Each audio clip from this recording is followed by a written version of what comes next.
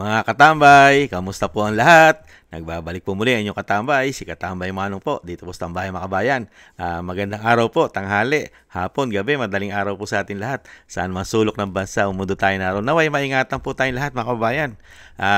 Ito po, umpisa na po natin, ang komentuhan po natin. Maki-update po tayo, mga kabayan. Maki-update po tayo sa kalagayan po ng ating dating Pangulong Duterte sa The Hague, sa Netherlands.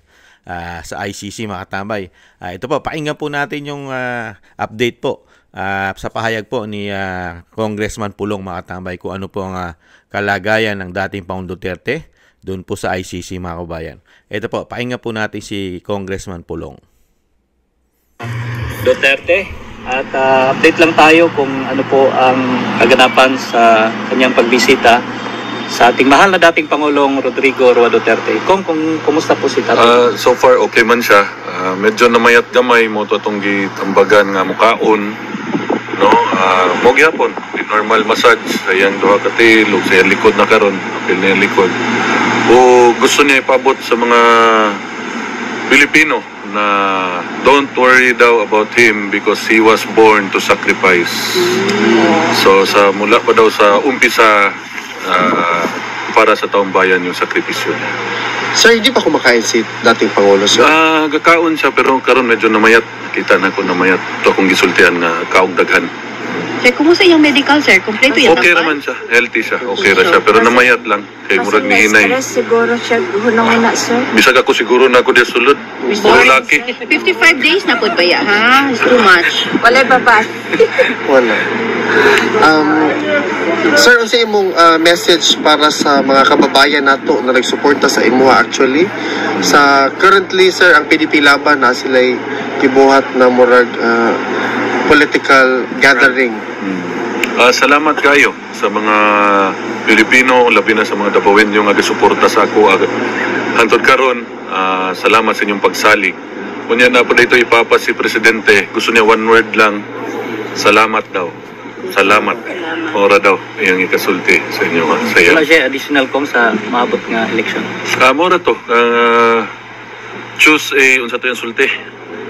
Kay nagsugod daw ang Pilipinas sa struggle, so choose a leader na fit to govern the Philippines. Kung ang Gabriela at makakaliwang grupo na is paimbestigahan ng issue involving nyo, ano pong masasabi ninyo na sinasakyan ng CPP, NPA, NDF ang issue, ito'y mga grupo kalaban ni dating Pangulong Rodrigo Roa Duterte? Ito bangon sa nila lang issues kidnapping? Di ba convicted mo na sila? Yes. Nung wala po ng priso na sige ra mama dahil mga bahay makabayan. Miyagi tatanan sa Congress. Nagtuo mo ko kabalog pila yung ginadawat. Ayaw ko ninyo kagita kay napilistahan. Thank you, Kong. Righteous ra kayo mga iwaam. Mga panuhak, pila ka bata ang namatay tungod ninyo. Based on hearsay, ha? Kasi ganyan na po kasuhan. Okay. Ano ko yung ito? Ay, pagkatawa ko. Sa pa man? Sa paman. Mensahe kong sa taong bayan. Mura to, salamat kayo sa inyong suporta kang Presidente, sa akong isuon kay Bibi Inday, o sa among pamilya. Daghang kayo salamat.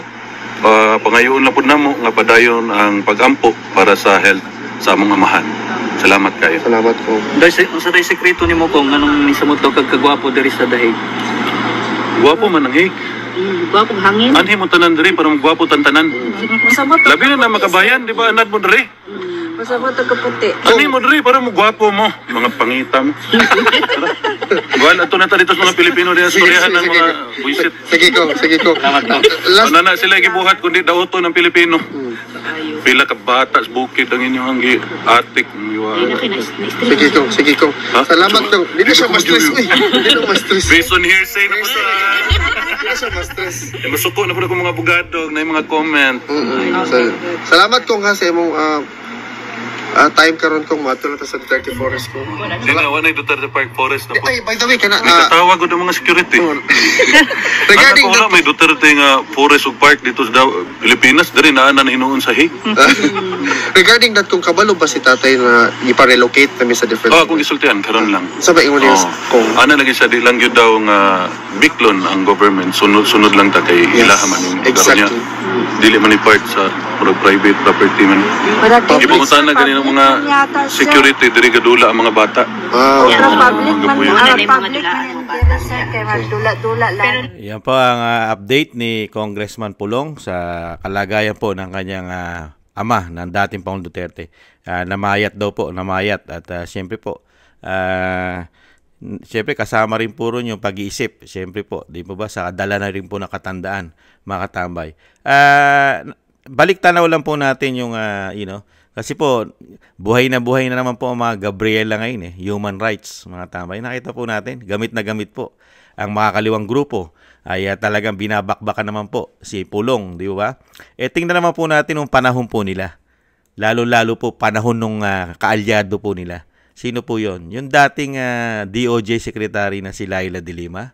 Ano po ba? At gaano po ba karami ang nagurgor o natsugi ron na mga normal na tao? Mga tambay. At wala pong yaw-yaw dito ang human rights. At lalong-lalong wala pong yaw-yaw dito ang ICC. Nung panahon po ni Pinoy. Ito po, pakinggan po natin ng mga panahon na yun. Kung gaano po karami ang nagurgor. Ito po ay facts po ito. May record po ito. At ito po ay pinag-usapan sa Senado, mga katambay. Ibalik tanaw lang po natin bago natin tuloy komento.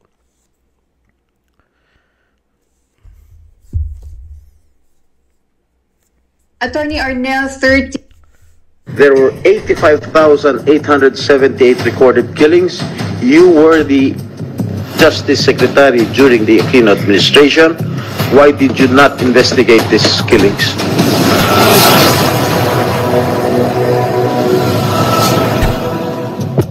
Nagisangan ng gusto ni Senador Jingo Estrada ang dating Department of Justice Secretary Laila de Lima under Pinoy administration sa pagdinig sa Senado dahil mas malala pa pala ang patayan noong kanilang panahon.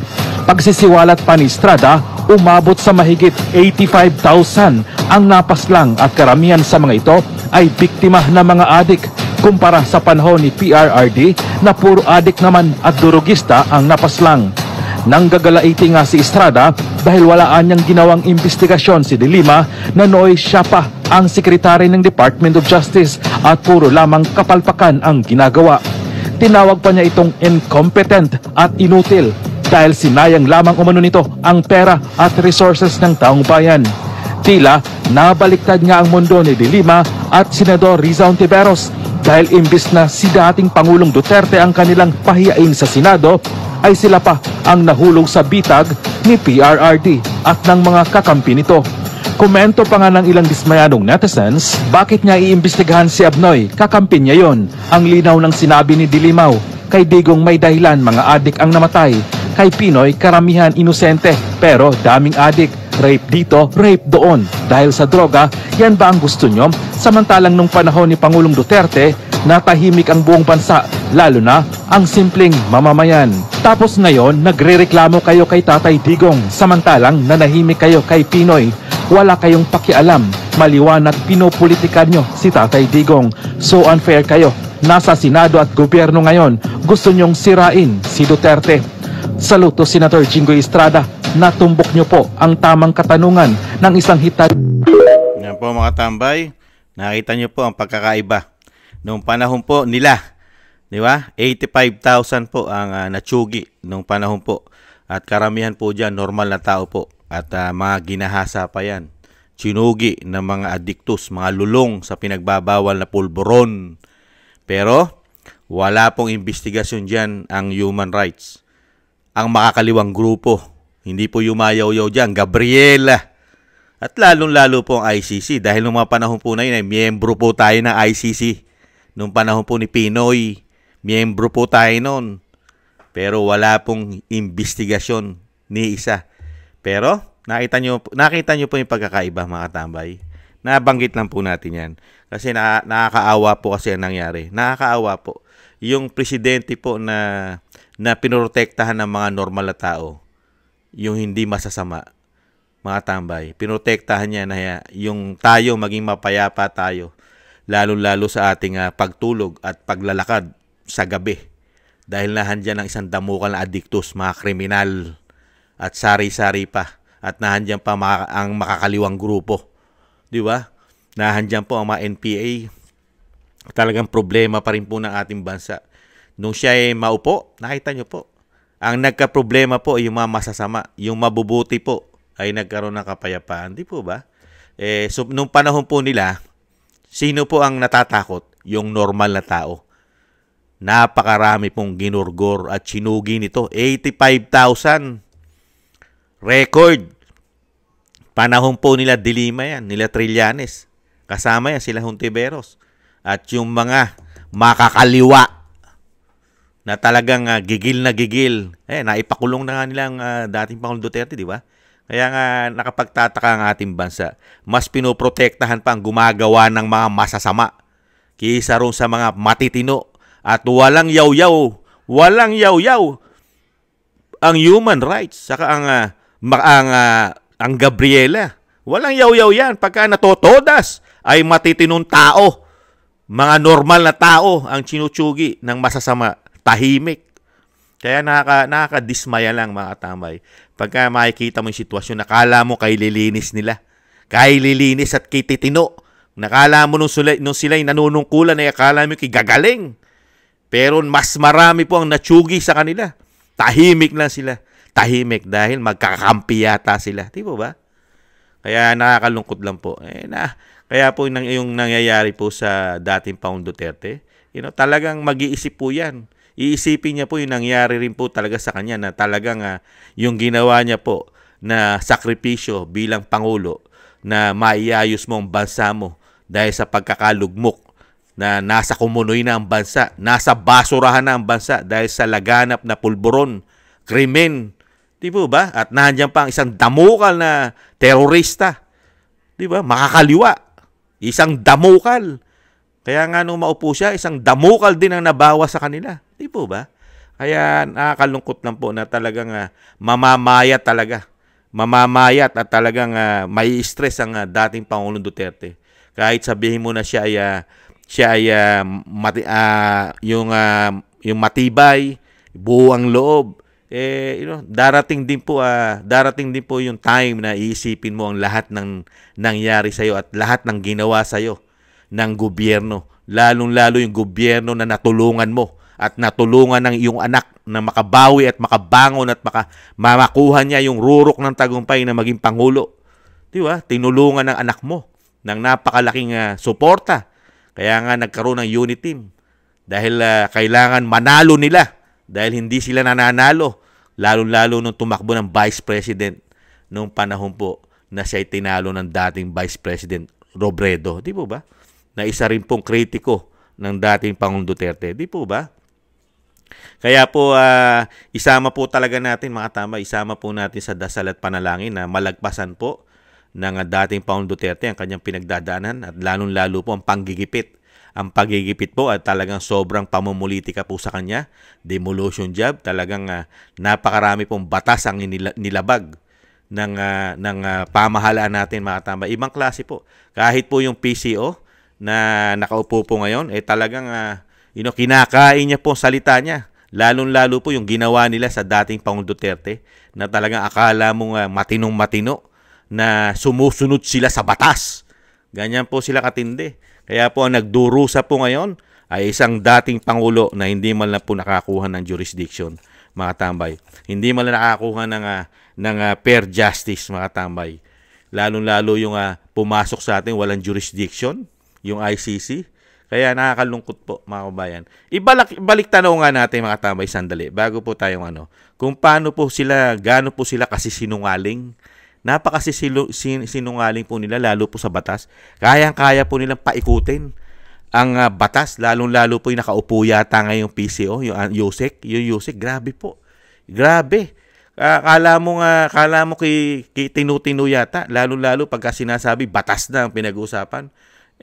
Ito po, pakinggan po natin, mga tambay. Noong mga panahon na siya hindi pa Yusek, At sinasabi niya kung ano po ang Rome of Statute ng ICC at kung ano ang rules at kung ano po ang tamang proseso ng batas para po madala ang isang akusado sa ICC. Sinasabi niya ito ang tamang proseso para makuha ng ICC ang isang akusado sa bansa na kukunin nila. Ito po mga tambay.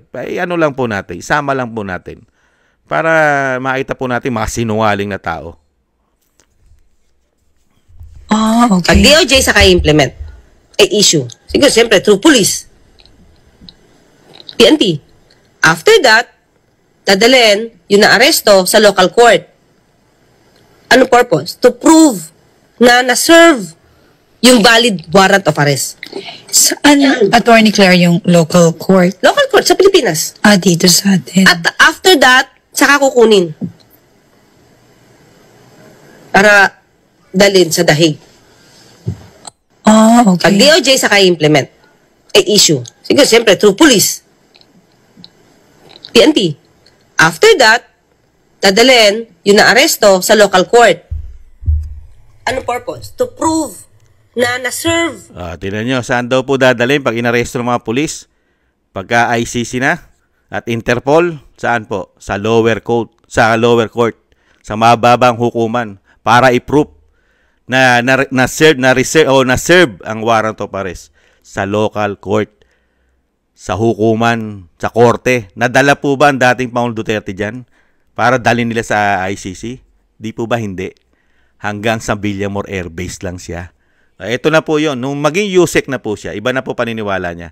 Kaya po ubod ng sinungaling yata itong USEC na ito. Nung hindi pa siya USEC, alam niya ang batas kung paano proseso.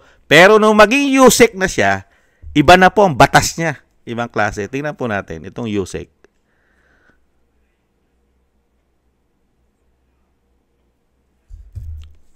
Unang-una po, ang pamahalaan po, ang administrasyon po, gumawa po ng hakbang.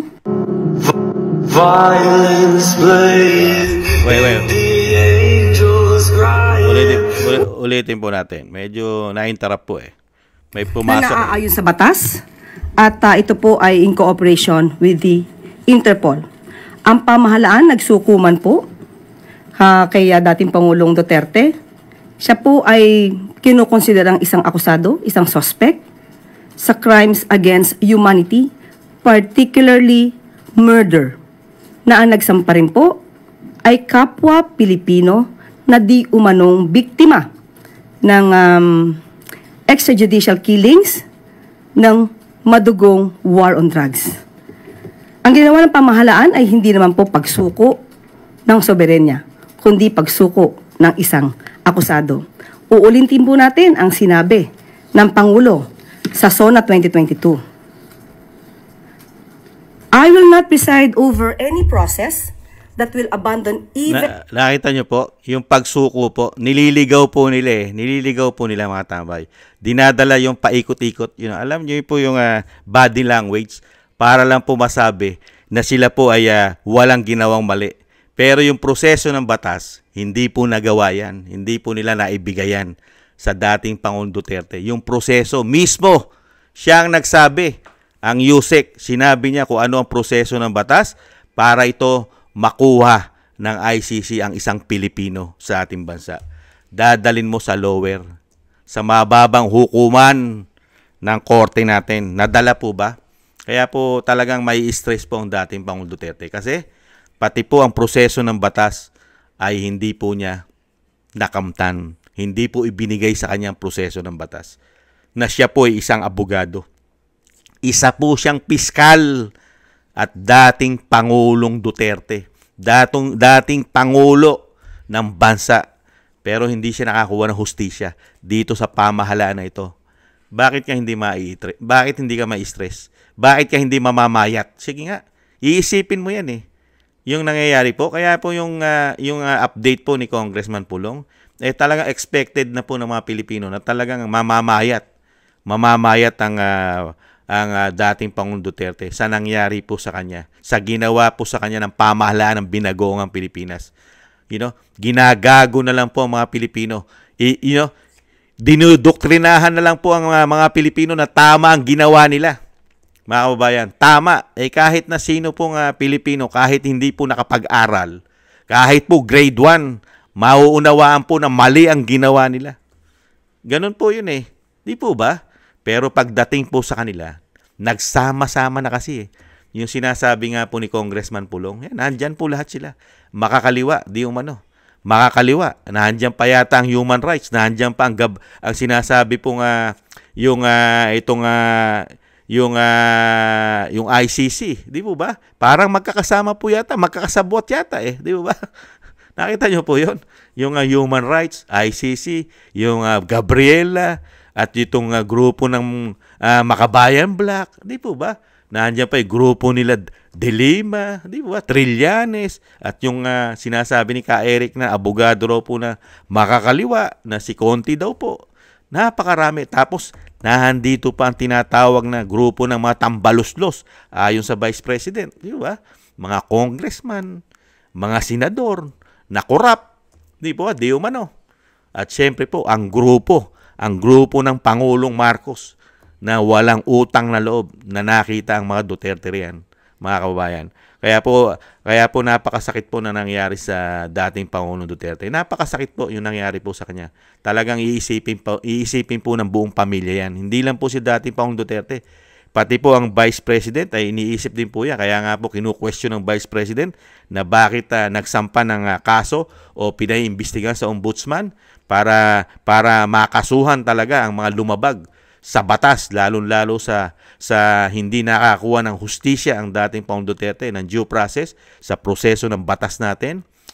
Hindi man lang nakaktikim kahit po gamunggo ang dating Pangulong Duterte. Kino-question po 'yan. At sana po hindi po mabusalan at mapiringan o sinasabing masilaw ang Ombudsman o sinasabing yung takutin, di umano, at talagang puwersahin at gipitin ang Ombudsman. Wag naman po sana mangyari na gipitin ng Ombudsman para po pumabor sa kanila lahat ang desisyon nito.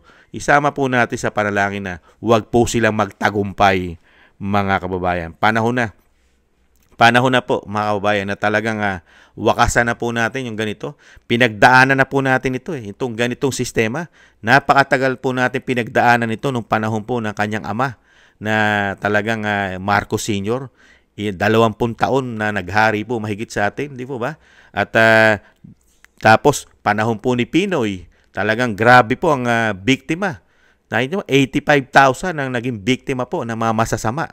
At karamihan po talaga dyan, halos ay puro matitinong Pilipino ang nadisgrasya po nitong mga nabiktima ng mga masasamang tao sa ating bansa. Panahon ni Pinoy yan. At ngayon, panahon po ng Marcos Jr., ano po ang dinanas po, lalong-lalo po ng pamilya Duterte? Puro panggigipit. Pinasama nila di umano.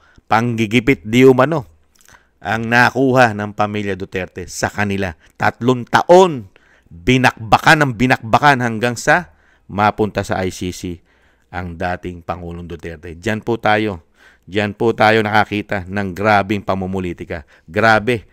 Dahil nga doon sa sinasabi po ng Vice President, grabe. Nung makabalik sila sa kapangyarihan, ayaw na nilang mawala ito. Gagawin nila lahat. Lahat gagawin nila gamit ang ating pera. Gagawin nila na hindi na mawala ito. At lahat ng ahadlang, lahat ng kokontra at ahadlang sa kanilang mga sinasabing kapangyarihan na ayaw na mawala, ay wawalisin nila ito. Nakita naman po natin sitwasyon. Di ba? Talagang walis na po. Talagang gamit na gamit po, mga tambay. Kaya po isama po natin sa dasal ang dating Pangulong Duterte at ang pamilya Duterte na mailayo po sa kapahamakan. Lalo-lalo po ang kalusugan po ng dating Pangulong Duterte. Isama po natin sa panalangin at dasal, mga tambay, na malagpasan niya po at talagang hipuin po ng may kapal ang mga utak at isip, lalo-lalo po ng ICC na mukhang nagamit po yata at mukhang nasilaw po yata di umano sa isang damukal na pera o ginto yata ang ICC para po rito sa sinasabing napakaraming paglabag ang ginawa nila sa dating Pangulong Duterte, pero umubra po sa ICC dahil kaya sa napakarami yatang panilaw, Di kaya, nagtatanong lang si Kamanong, mga kababayan. Sama po natin sa dasal at syempre po, solid po tayo. Solid po tayo, PDP. At syempre po, yung black voting po, mga kababayan. At syempre po, may paalala po yung ating mga subscribers, mga kababayan, na sana po, lalong-lalo po sa party list, mga kababayan, marami po tayong party list, ay pag-anuhan po natin. Yung halimbawa po, meron po tayong pamilya, meron po tayong isang pamilya, 10 po tayo sa ating pamilya, o 5, 3. Tatlong party list po ng PDP laban po ang iboto natin. Huwag po isa-isa, huwag po isolid.